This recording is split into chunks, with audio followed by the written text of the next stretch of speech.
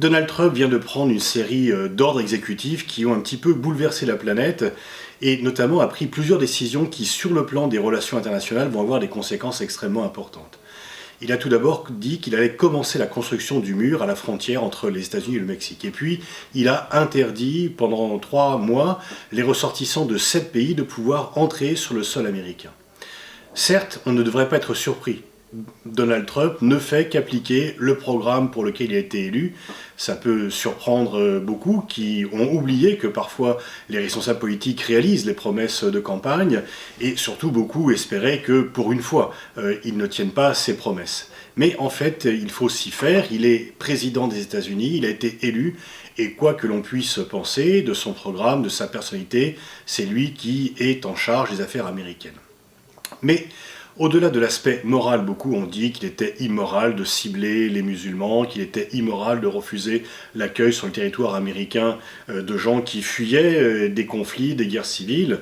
Ce n'est pas la première fois que les États-Unis ferment leurs frontières. Ils l'ont fait à la fin du XIXe siècle, ils l'ont fait aussi par rapport aux ressortissants chinois et japonais au début du XXe. Mais au-delà de l'aspect moral, il faut voir si simplement cela va contribuer ou non à redonner la grandeur à l'Amérique tel qu'est le programme de Donald Trump. En Amérique latine, ce n'est pas seulement par rapport au Mexique que Donald Trump s'oppose, c'est finalement ressenti comme une gifle par l'ensemble des pays latino-américains. Bien sûr, on peut penser que sur le plan à la fois humain et commercial, le Mexique va souffrir.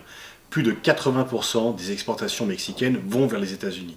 Et si les États-Unis élèvent des taxes, s'ils réduisent les exportations mexicaines vers les États-Unis, le Mexique va souffrir. Mais en même temps, si le Mexique souffre, il y aura plus de chômage et plus de volonté des Mexicains de passer aux États-Unis. Le mur n'est pas encore construit, il faudra du temps pour le faire. Et donc on peut se demander si, paradoxalement, l'effet d'annonce des mesures de Donald Trump ne va pas, au contraire, dans un premier temps, créer une augmentation du flux d'émigrés économiques mexicains et latino-américains qui vont se dire c'est maintenant qu'il faut y aller avant que le mur ne soit construit. Par ailleurs, alors que l'anti-américanisme était en baisse dans les pays latino-américains, au bout de 2 mandats de Barack Obama, qui quelque part avait mis fin à la doctrine Monroe, on peut penser qu'il va ressurgir parce que, au-delà des effets d'annonce et des mesures prises par Donald Trump, c'est la méthode. C'est unilatéral, on ne discute même pas avec les autres pays, on impose et il y a un caractère un petit peu insultant, voire humiliant pour les autres pays. Pour ce qui est des visas de 7 pays concernés, pas tous les pays musulmans, notamment l'Arabie Saoudite n'est pas en cause, elle était faite au nom de la protection des intérêts américains et de la lutte contre le terrorisme. Or, au cours des dernières années, les attentats ont été commis par des gens qui étaient nés sur le sol américain et qui souvent avaient la nationalité américaine. Est-ce que les terroristes ne peuvent venir que de 7 pays? C'est loin d'être certain.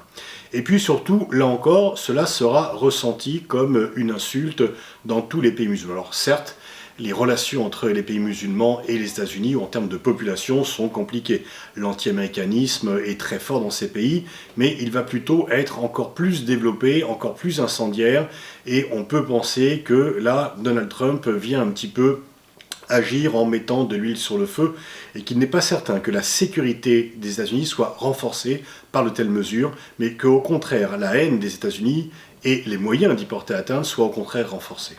Ce qui est frappant, c'est aussi la méthode, outre les décisions. Donald Trump agit vite et fort, il met en scène ses propres décisions et il ne négocie pas, il n'informe même pas au préalable les gens et les autres nations de ses décisions. Et donc ceci va quand même certainement aggraver le fossé entre les États-Unis et les autres pays.